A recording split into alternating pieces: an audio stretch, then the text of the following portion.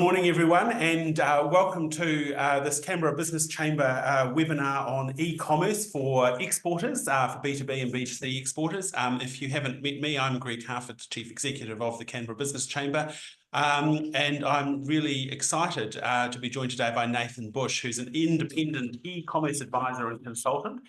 He may be known to you because he hosts Australia's leading e-commerce podcast called Add to Cart. And he runs Campus, an e-commerce learning community for e-commerce professionals. He's been a consultant with a number of retailers, including Pillow Talk, Michael Hill Jeweller, and Nespresso. And before launching his own advisory service, Nathan led Super Retail Group's e-commerce transformation, covering the Rebel, BCF, and Supercheap Auto brands. So he's well experienced in retail, well experienced in e-commerce, and he's been recognised as one of Australia's top 50 people in e-commerce for 4 consecutive years. So great to have you along, Nathan. Welcome to the webinar. Thanks, Greg. Great to be here. Now, I should, just before we begin, I do just want to acknowledge that this webinar is supported by the ACT Government's International Business Engagement Program. So thank you to them for allowing us to make this happen. And what we're going to do is just hear a little bit from Nathan. I'm going to hand over to him. He's going to run us through a few slides, a bit of an overview of the e-commerce environment and what that's looking like in comparison to global trends, what that might mean for exporters, and then we'll come back and take any questions. So look, if you do have any questions, please use the Q&A function at the bottom of your screen, and we'll get to those either as we go or at the end of the slide. So Nathan, I'll hand over to you. Thanks, Greg. Really appreciate the opportunity to come in and share with you today. Greg, you've given me a great introduction, so I don't need to go over any of that. We can get straight into the content, but I would love to know from those who are attending the live session, your background in e-commerce. So if you feel like, if you're up for it, I'd love you to share it in the chat. What do you do? Are you B2B? Are you B2C? Are you currently in e-commerce? Are you considering e-commerce? That will really help shape what we share today. So please feel free to add that in. And as Greg said, I love questions as we go. I've got a few slides here, but this won't be a slide-a-thon, but enough to ignite conversation. So we're here to talk about e-commerce opportunities for B2B and B2C exporters. As Greg said, I've been in the e-commerce game for about 15 years now. Before that, I was in advertising and marketing. So my side is very much from the consumer side. We're going to lean towards the international opportunities today and what that might look like, but I'm totally open to any questions around any part of e-commerce.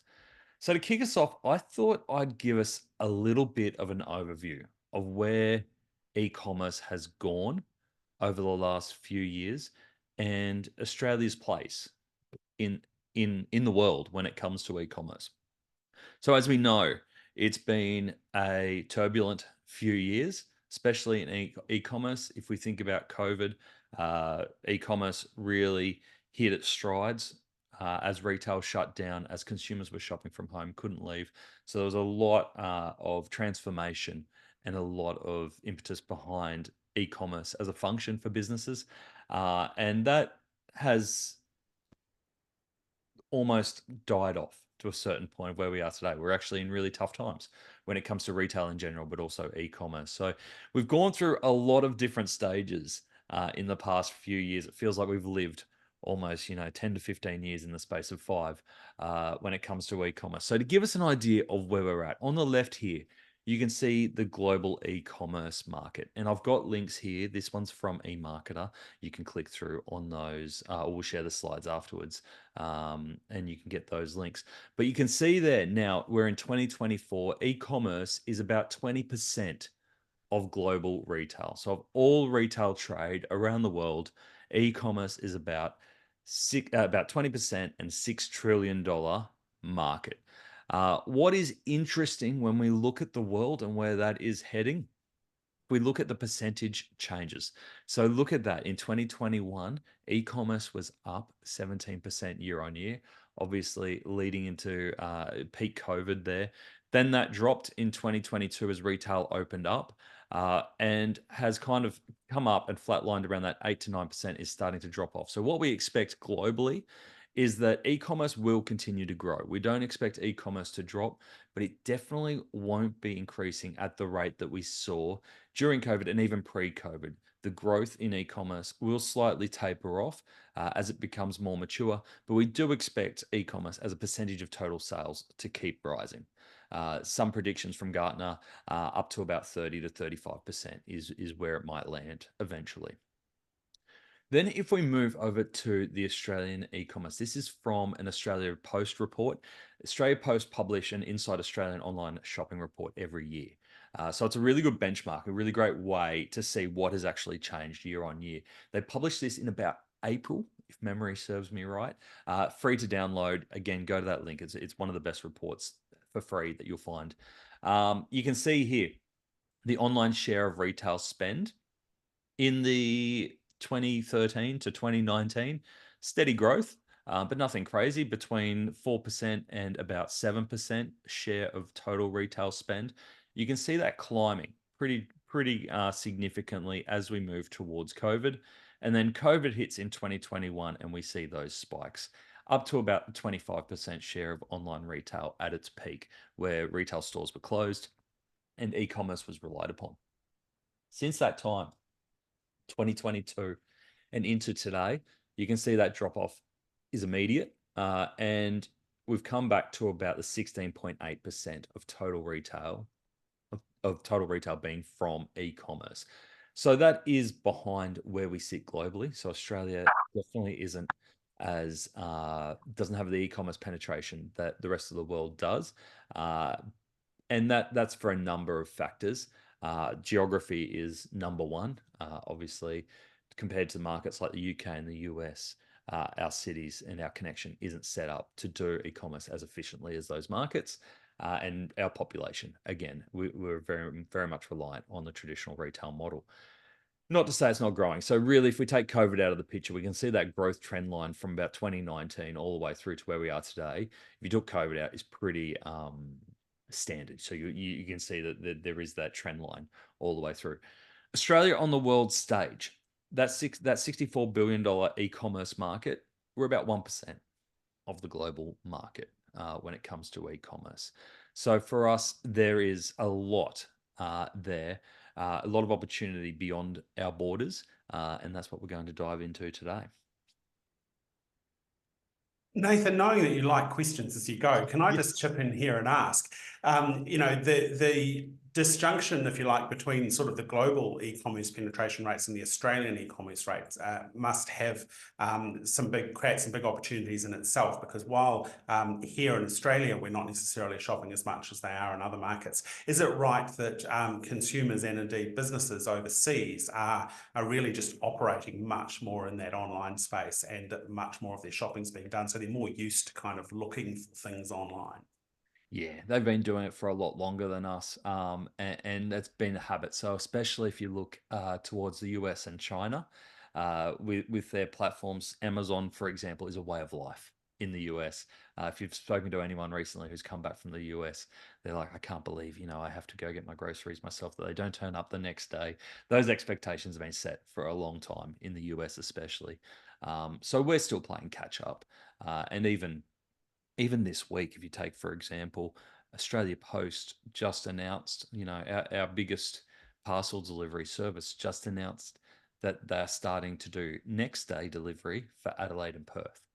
So we've got a lot of these markets, and I'm sure that you see some of this in Canberra, where we're just catching up to what is expected in e-commerce, whereas other countries have had it for a long time.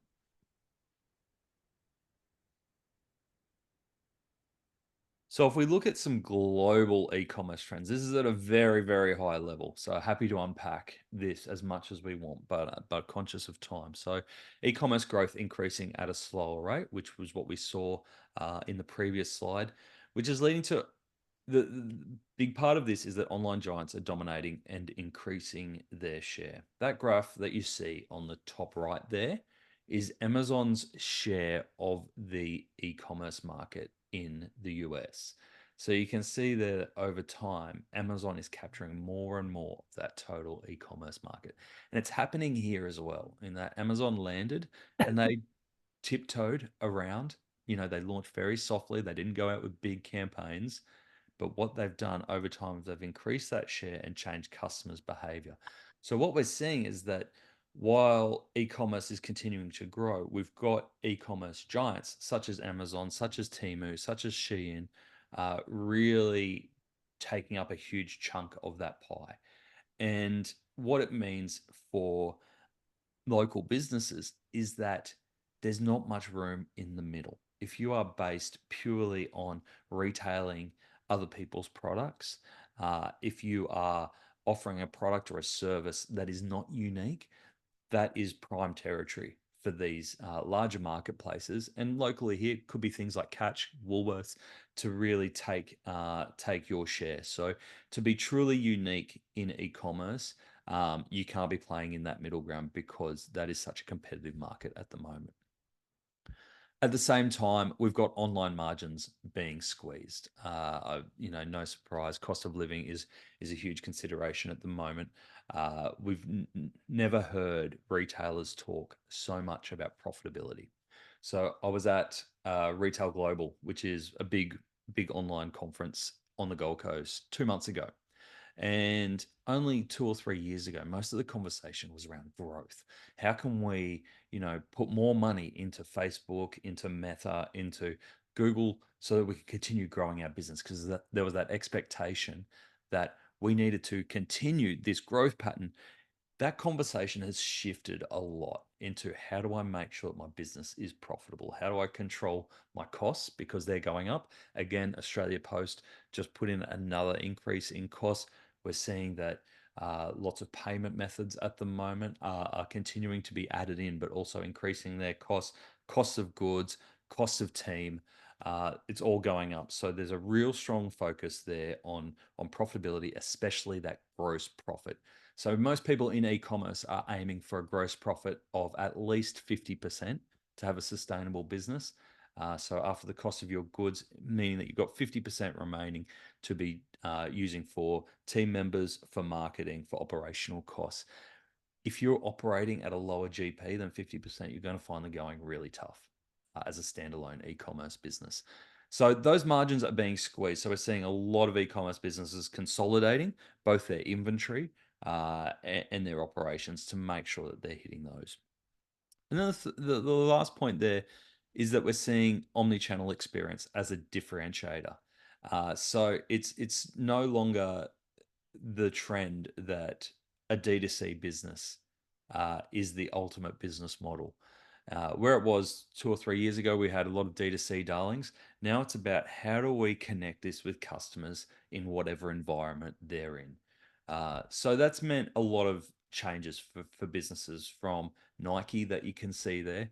They did a whole digital transformation a couple of years ago, and their decision was that they're actually going to pull back from all their suppliers. So they had hundreds of retail stores supplying their shoes, both online and in store, everything from mum and dad stores all the way through to giants like Dick's Sporting Goods. They pulled back to a core group of retailers and removed the rest of their B2B partnerships. They actually reversed that about 6 months ago and have opened up wholesale and retail trade to a whole bunch more partners. So they've done a reverse on their backflip and are now trying. So they're still trying to figure out what that model is from an omni-channel experience for customers. So my thing to you is like, if Nike can't figure it out, no one has all the answers yet, right? So there is that, but then there's that. How do you get a real experience in front of customers? So if we think about it from a marketing perspective, if we're purely relying on Facebook, Instagram, Google to get our messages in front of customers, we're playing exactly where everyone else is. So those costs are going up. I'm sure if anyone on this call is playing in the Meta world at the moment, or even the Google world, you will know that the last 12 months has been horrendous in terms of advertising costs on those platforms.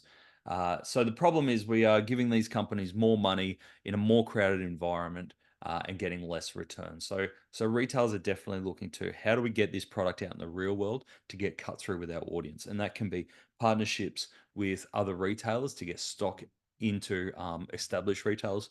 It can be things like pop-up stores in vacant spaces. It can be things like establishing our own stores. And we're seeing a lot of stores pop up at the moment, which are one-offs or two-offs, like not considering a retail chain, but they are purely marketing efforts. So being able to have a physical space which serves just as much about marketing as it does a sales channel.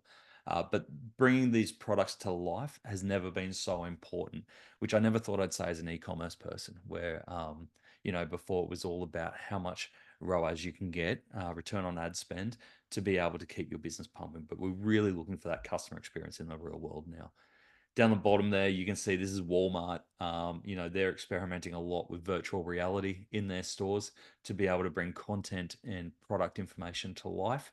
I'm not sure whether we'll ever actually go this far, but we can see there that they're thinking, well, yes, digital is great, websites are great, but how do we actually use digital and all the data that we've got to enhance our real world experiences? So I think I think that's great, and we're certainly seeing that. I think locally, we're seeing lots of local brands try and do pop-ups and get things going. But it's much harder to do that if you're a little Canberra business wanting to get your products out to, say, customers in Singapore or Hong Kong or somewhere. Have you got any kind of practical thoughts on how we make that happen? I think a big piece to that is partnerships. So again, considering cost, you're not going to go out and you're not going to do a pop-up store in the US or Shanghai straight away. But I think partnering with other e-commerce businesses as they're exploring those businesses, whether you can share spaces or whether you can share facilities, is a really key way of doing that. I also think if we're thinking about markets like the US, marketplaces are a great entry point. So, as much as I would say you don't want to get on the Amazon bandwagon for life, as a starting point, it can be great because you can test a market really quickly using Amazon services because they can do everything from host the marketplace and allow you to reach customers who are already active shoppers within their marketplace, all the way through to fulfilling your product for you. So if you do really want to start with a small order quantity and check without having to set up the operations, using those marketplaces to test the environment is pretty key. Let me give you an example of that recently. So have you seen the brand LSKD, Greg? No, I'm not familiar with it. No. Okay. So they're a Gold Coast brand, activewear, and started by Jason Andrew. And this is a business that's now about 15 years old, but has really hit its stride in the last 5 years. They've become a bit of a cult brand for gym and fitness enthusiasts. So what they've done in the last 3 years is really taken to the physical environment. So they do all your basic fitness gear, but they've now expanded. This is their California store, I'm pretty sure. So they've only got one or two stores in the US. And you can see here that it's not the flashiest store in the world. It's a pretty basic store, but they managed to create a bit of hype and a bit of noise around it. And so this is their expansion into the US. Again, choosing to create a physical presence rather than rely on ads, because if you're just going over there as an ad model, uh, then it's hard to stand out, especially in the creator category like that. So for them, that what they've done really well, if you want to check them out, they've done so well to create a community. So first and foremost, they've created a community here in Australia of people who are actually loyal about the brand. And by loyal, I mean that they're not just purchasing. These people are real advocates. They're people who try and pull others into their tribe. So they host things like running groups, fitness workouts. They have private groups. They really embrace their community to get together in person as much as possible. And this was their strategy as they went over to the US. They used the community here in how they get together in person to exercise and did it over there. So for them, yes, the store was great, but the store was only one part of what they did. It was more about how they activate people that are in that lifestyle. Another example, and these are all interviews on AdCard if you want to dive into a bit deeper, but I thought I'd pull out a couple that are most relevant, I think, from Australians going overseas is Verge Girl. So, coming from a slightly different perspective, not so much about the physical environment, but more from a product perspective, how they're thinking about product is they were a retailer of young women's fashion that started out as a store within the Brisbane Mall. So nothing's fancy, nothing special, but basically retailing a whole bunch of different curated women's clothes from different brands. A few years ago, 2 years ago, just after COVID, they made the decision that they're not going to retail other people's products anymore. Based on what we saw earlier, is that margins were tougher, that it was harder to stand out if all you're doing is retailing others, and they went towards creating their own designs and retailing that.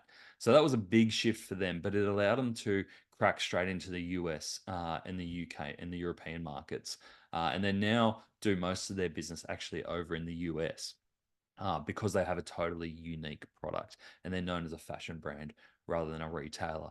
So again, I think that's a great example of using your product as a core differentiator and something unique if you're trying to take it overseas. And they've built a lot of that over social media, so content via social because that's where their audience is. But a really great example of that they don't have huge overheads. They don't have huge. They're not from a major fashion hub, but still being able to take that product overseas. And that's probably a really important lesson, Nathan, isn't it? That to be a successful exporter of a product, you really need to be in control of that product. So having some vertical integration, owning the product that you're selling means that you can take costs out, you can be in control of your pricing and your marketing and that whole brand experience. Absolutely. Yeah, I think and if you think about customers today, it's never been easier to compare on pricing. So even on Google, you can upload a photo. If you're not sure on something, you can upload a photo straight into the search engine to pull up the pricing from all the different retailers around the world immediately. But if you've got a unique product, to your point, Greg, if you've got a unique product, then there are no other comparisons. So you're not competing on price straight away. And I guess that's one of the advantages that perhaps some of our members and other businesses here in Canberra have, is that if you've got a Canberra product or a Canberra region product, there's a certain cachet that goes with that, or there should be, and consumers abroad perhaps need to be a little bit educated about that, which you can lead the way on. No, definitely. And there is a premium at the moment for Australian products, especially Australian made. So, especially over to the Asian markets, if you are producing locally and Australian owned, making sure that you call that out on your website, on your product pages, on your packaging, to really play outside of that middle ground and create those differentiators in the international market, so important. Last example I've got for you is a little left of center. So Milton and King, they were founded by two brothers in Toowoomba. So for anyone who doesn't know, Toowoomba is about an hour and a half northwest of Brisbane. There is not a lot in Toowoomba. It's very regional. But two brothers who have a graphic design background, they created a bunch of wallpaper, and they saw that there was an opportunity for beautiful artistic wallpaper that wasn't your grandma's wallpaper, that was actually looked like it would belong in the pages of a great magazine, would stand out on Instagram. And they've really revolutionized the wallpaper business.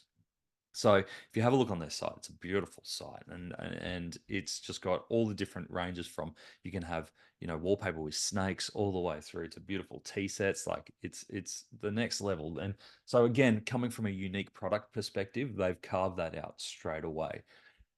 But where I wanted to highlight their international expansion strategy is that they came from a technology background. So even though they established themselves from Toowoomba, their head office is now in Dallas because they saw the writing on the wall really quickly that the majority of their orders when they launched this were actually coming from the US rather than Australia. For some reason there must be a bigger appetite for wallpaper in the US, obviously much larger market, different styles of home. So they very quickly made sure that they set up their e-commerce stack so that everything was able to transported internationally without too many barriers there. So just thinking about payment options, thinking about freight options, thinking about packaging, making sure all of this works in your main countries outside of Australia first and foremost, so that when they did go and launch into new countries, they didn't have to kind of unpick their whole business to redo it for where they're launching into. So 80% of their sales now is in the US, and like I said, headquartered in Dallas. And I think the boys still live here. So a really successful story of an Australian brand and an Australian idea cracking that international market.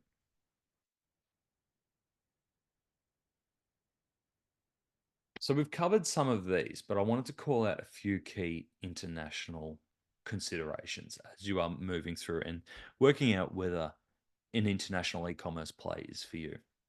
Firstly, when it comes to competition, just like any other launch, any other market entry, you want to make sure that there is room for you in there, both from, you've got something unique that you can bring to market that you won't be just competing on price, but also making sure that there are channel opportunities for you. Because while here in Australia, we're very much of the traditional retail model, especially a reliance on physical retail integrated with e-commerce, in different markets, it will be totally different. So we've touched on the US and their reliance on Amazon and same day delivery, whereas in China, it's totally different. Again, in how they interact and how they buy, with the majority of their shopping happening on mobile and integrated with social media as well.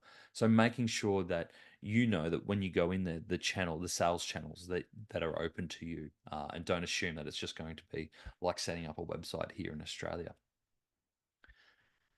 Thinking about delivering returns is really important, and whether that is onshore and offshore. So we get there's a lot of retailers here in Australia who will ship from their warehouses here in Australia to ship into international territories to start with, as a test, and then eventually move their operations to the countries that make sense. Uh, that creates a lot of manual work and complexities early on by shipping internationally. Obviously, from a customer perspective, it increases the amount of time it takes for them to get parcels and the delivery options that you can give to them. But it's a good test if you don't want to set up operations straight away. Then we typically see retailers move to a 3PL model. And that's a third party logistics model in those territories where they've established that, yes, we can be here, but they'll rely on an external party storing their product and then sending out their products to local residents that are within that radius. And then we can move into models like marketplace and potentially even establishing our own warehouses and fulfillment centers. But usually, establishing your own fulfillment centers is well down the track after you've qualified that market.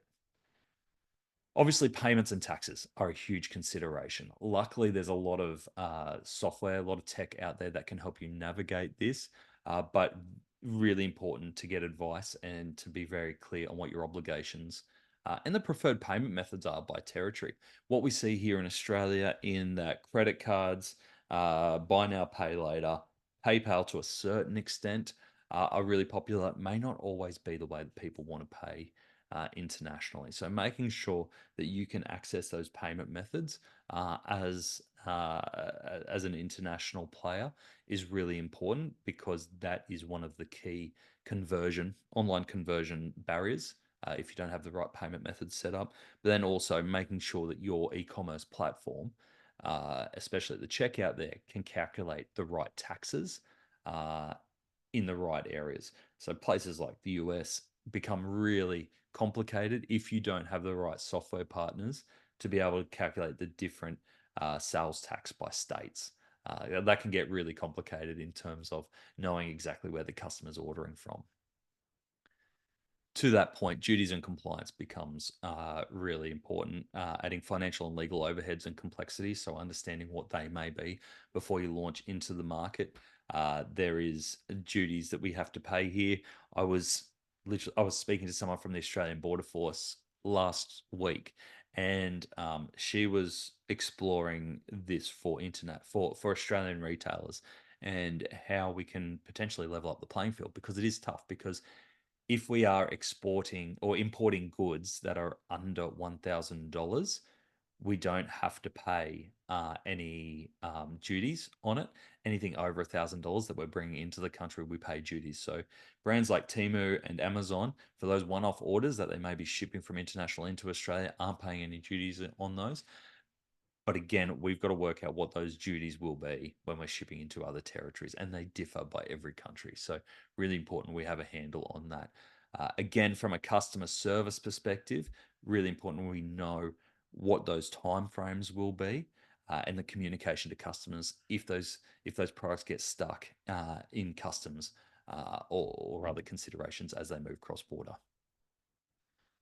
Marketing channels, understanding what's important to different people in different countries. Again, just because we use search, Meta, TikTok here in Australia doesn't mean every other country uses that. And that's the main marketing channels there. Understanding what works in those territories is really important. Content personalization. And what I mean by this is not just translating language. So if we're moving into Southeast Asia, yes, we need to translate all our product descriptions and all our website and marketing messages, but it's also about context. So it's about the best brands who are landing and being successful in international territories aren't just using the lifestyle images that they've used here in Australia to be really successful.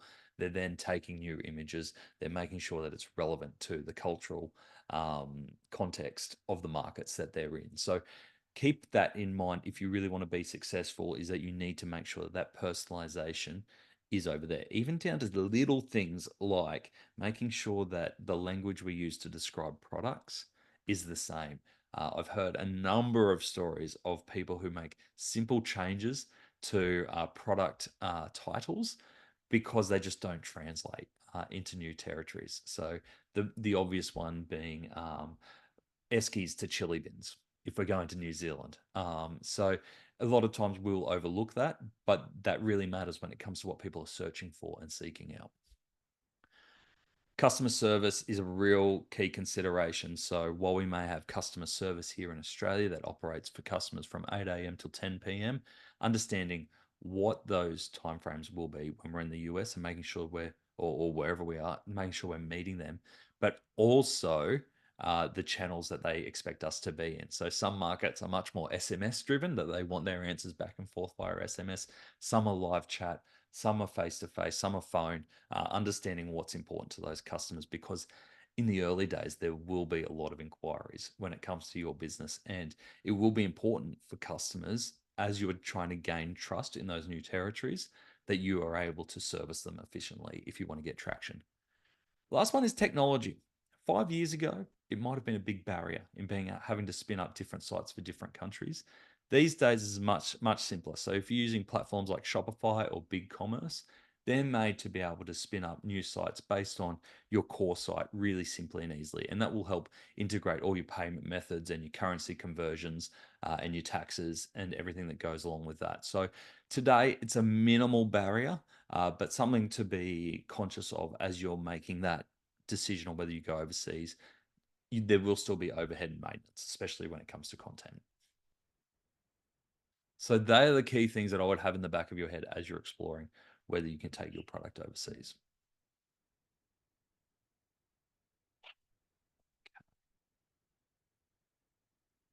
Now, I know, Greg, in our pre-chat, we were talking about marketing platforms and where they sit in terms of being able to hit our audience. So I want to briefly touch on this. And again, if anyone has questions, please drop them into the chat here. But how I essentially break out marketing platforms, and keep in mind that this is for the Australian market, this will be very different for other markets that we move into, what is essential, what's emergent, and what's experimental. This will be so different for you depending on your brand. So if we think about e-commerce budgets, like I said at the start, we want at least 50% GP. So that's your product cost of what you're selling.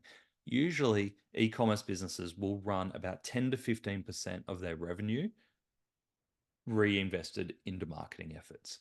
So if you're thinking about how much you should be spending in e-commerce marketing, 10 to 15% is a pretty good benchmark. And if we break that down, into essential, emergent, experimental, I think the essential are the things that you have to have or you have to be playing in at some level. So email and SMS has never been so important.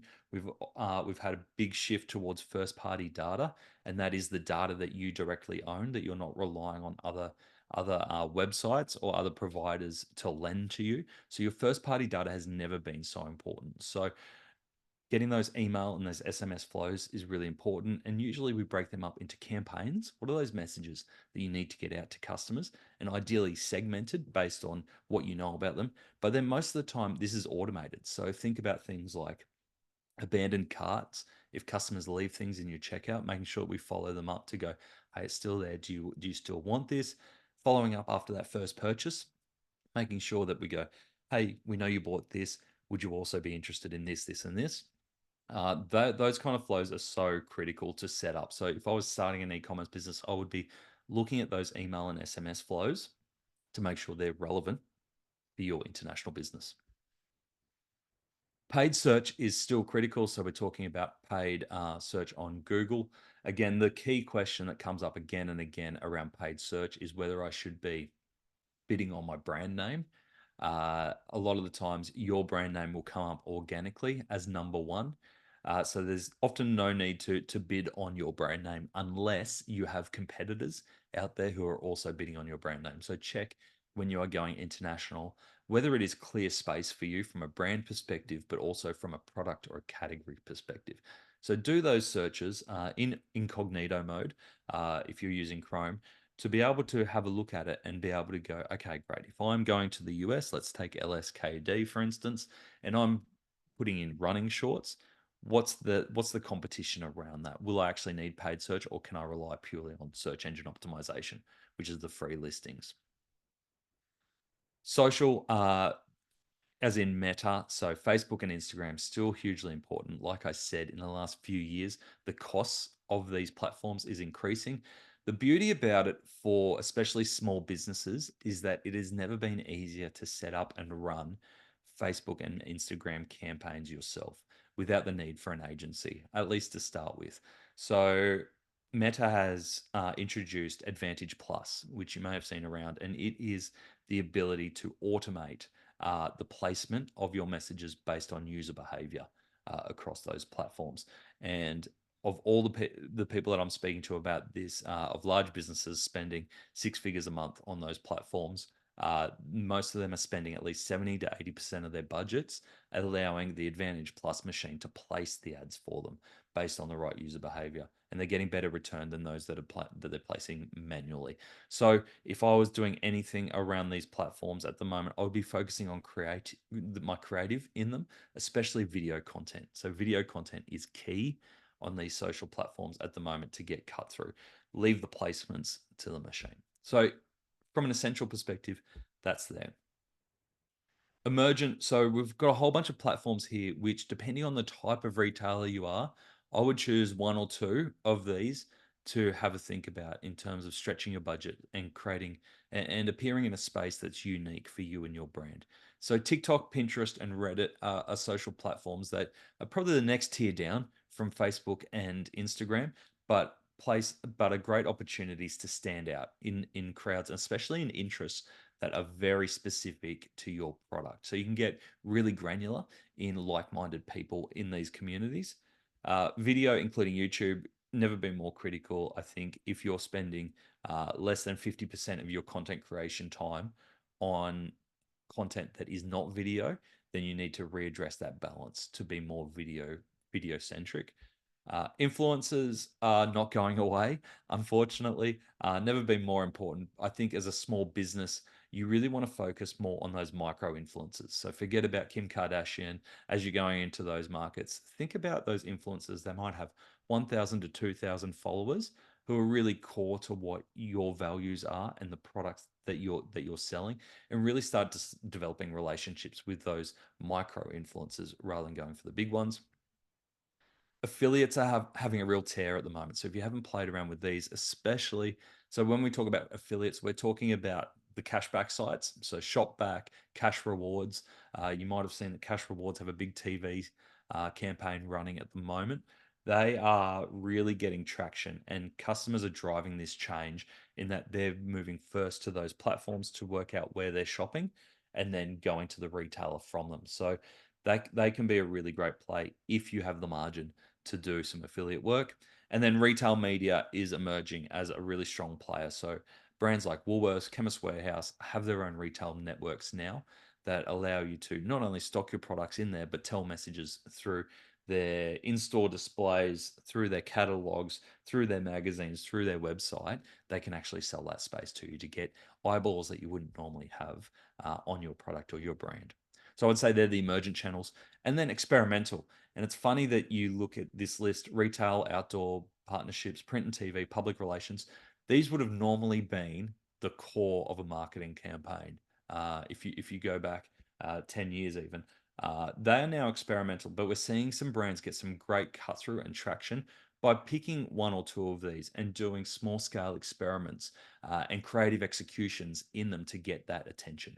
So that Verge Girl example that you saw before, they launched in New York and LA just by going up and putting posters up.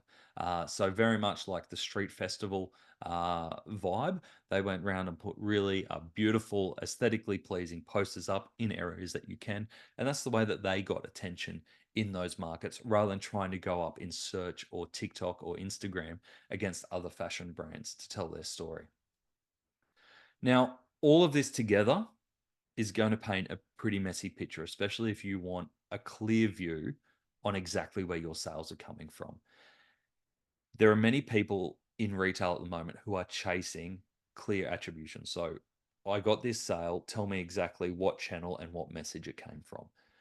It's not, it doesn't exist. And even the biggest retailers at the moment have given up on trying to attribute specific sales because the customer journey is over multiple touch points. So they might, search you, then they'll receive an email, and then they might see you on TikTok, and then they might see you out in a billboard, and then they'll come back to search, and then they'll buy. We can't attribute all of that sale to search because it's been many touch points. So I think it's just trying to understand what role you expect each media to play in that mix, and then having a balanced view across all of that. But don't chase your tail trying to attribute down to perfection.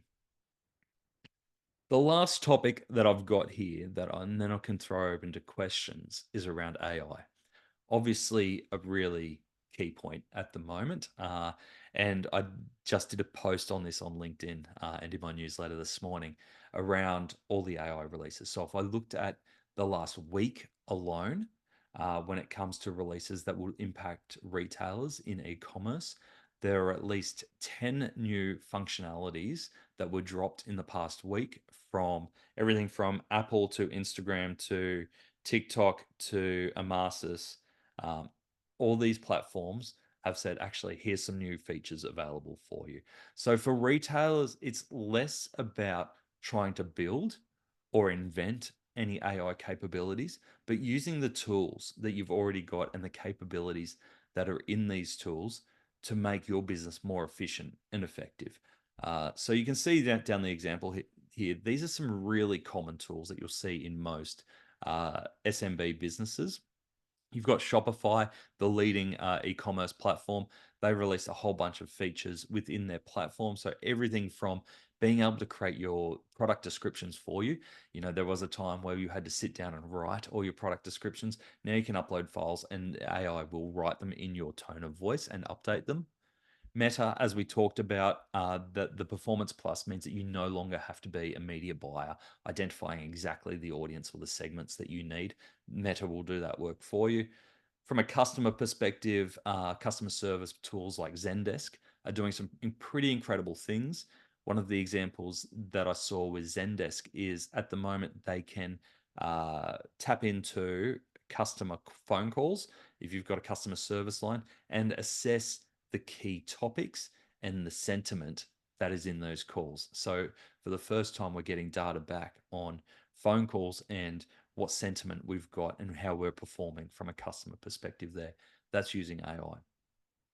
Canva, most e-commerce businesses will be on Canva at some point or another. Again, never been easier to generate your own images, designs, even if you're not creative. I'm colorblind and I still managed to create some stuff through Canva.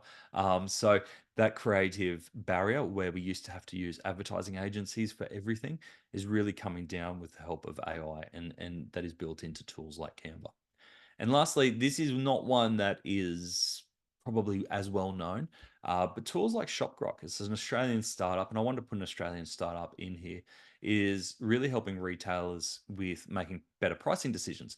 So what they do is that they tap into the prices from all around the market, and they help retailers work out how to have dynamic pricing of their products so that they're responding to what's out there in market and adjusting in real time based on competitor sets and conditions in market. So using that data for analysis, but also action straight away to take some of those manual tasks out of your control is really interesting. So what I would say if I was in the position of thinking about AI for e-commerce in a small to medium business at the moment is don't try and go out and invent anything crazy, but understand exactly what the tools you're using, what their capabilities are, and leveraging as much out of them as possible, because we're in this golden period at the moment where they're all trying to prove their worth and they're all throwing as much in there as possible for free in most cases. So there's a lot out there for small and medium businesses to leverage without actually having to pay more. There. Oh, okay. And then some tips for international success, which if I was to leave you with any thoughts around moving forward with this, I would say number one is network. So if you find like-minded businesses who have treaded your path before, follow them. I had a conversation with the three co-founders from NatPat the other day, and what they do is they have stickers for kids, and they're infused with essential oils, and they can help ward off mosquitoes, they can help with anxiety, they can help with sleep, help with allergies. An amazing success story, stocked in 15 countries now around the world, and in Walmart, Target in the US. So an incredible story. And their recipe for success has been to seek out other retailers in Australia who are 2 or 3 steps ahead of them, and then approach them for advice. They said that's where they get most of their learning. So you'll find that the e-commerce network in Australia is incredibly open. Everyone's willing to share. It's actually a really friendly, opening, welcoming environment. So don't hesitate to reach out. I would say invest now. If it's in the back of your head that you are going to be expanding internationally at some point, whether that be next month, next year, 3 years' time, think about every decision that you're making, whether that be a technology decision, a process decision, and make sure that those processes and systems can be deployed internationally from setup, because that means that when you are expanding into those territories, you spend more time thinking about the customer and the customer service than your operations into those territories. I would say number 3 is partner. So stay focused on your core capabilities. If you are expanding into international markets because you have a totally unique product or a service that has not been met yet, you want to stay focused on that. You don't want to be spending your time getting deep and trying to work out taxes, duties, even marketing channels for those markets. Rely on the people on the ground there to be able to partner and do that for you, so you can stay focused on your core product and your core offering. And then the last one is experiment. So don't assume the international market will be the same. We've talked about this a little bit. Place low risk bets, which can be increased over time. So, like I said, one of the ways of doing that is if you are thinking about, say, the US, for example, have a look at packaged up services like Amazon, which won't be ideal long term, but as a testing ground, the ability to list, store your product in Amazon warehouses and then fulfill on Amazon is a great testing ground. You won't make a lot of money out of it, but you'll be able to verify whether that market is right for you before setting up and investing your own operations there. So that's it. And I'm open to any questions that anyone has. I've got a bunch of free e-commerce resources. I've got the podcast for up to 430 episodes now. Feel free to jump in there. I've got a weekly e-commerce newsletter where I highlight the 5 key e-commerce stories that you need to know from the month. And then we have an e-commerce learning community which is free to join. We'd love to have you in there. We do a whole bunch of product demos and community events in there as well. Excellent. Well, thank you, Nathan, for that insight. There's some really useful stuff in there, I think, for anyone interested in e-commerce and expanding internationally. Excuse me. Can I ask a question about services? If you're a services business rather than a retailer of physical goods, obviously you might be a graphic design business or a tech business or someone who wants to kind of get your name out and start selling into international markets. Do you have the same sorts of advice there, or is there a difference, do you reckon? No, similar advice there, I think. It depends how face to face your product is. So, we've got a really great hub at the moment of technology businesses here in Australia who are starting up and starting in international markets and moving forward.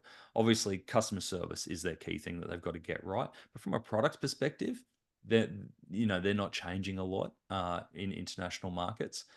Where I think, if we're moving into service businesses like accounting or some more manual work, even graphic design, to your example, we're often seeing a lot of people set up the grunt work in offshore teams, whether that be the Philippines, but with client-facing teams in their local areas.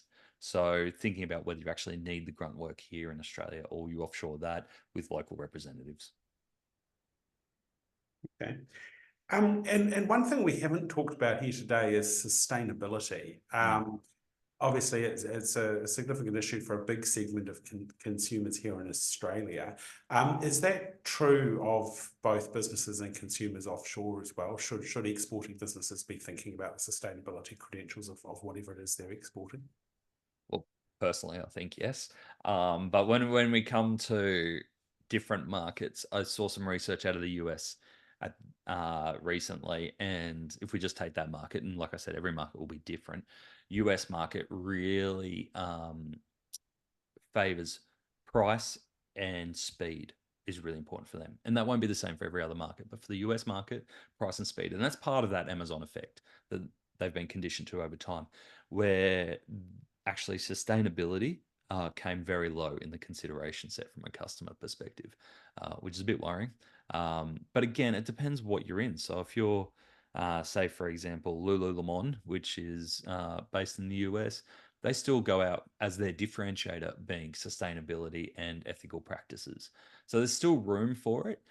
It's just from a overall e-commerce perspective, it's definitely not number one from a customer's consideration perspective. So that's really interesting. So even if you're doing the right thing and you're trying really hard in your business here to be doing that, it's not necessarily the thing that's going to win your sales offshore. Not necessarily. Yeah, depending on your core market, but generally across the board, no. One of the pieces of advice you had for us was to make sure you've got some local knowledge and are taking account of the differences in local markets. And you used the example of selling chili bins rather than eskies into New Zealand. But, and that's a relatively close market where there's a lot of connections. How do you go about getting that knowledge and how do you kind of think about that? Yeah, it's two things. It's the networking, making relationships with businesses that are in those markets. And then it's literally traveling, still getting on a plane and going over there. The amount of founders that I've been speaking to, and they say the turning point for our business came when I got on a plane and I went to our China manufacturers and I spent time with our manufacturers. So that is, if you're manufacturing overseas, if you're at that point, that is the number one activity that I hear a lot of founders say that helped our international because they understood the people, the process, and they had that real relationship.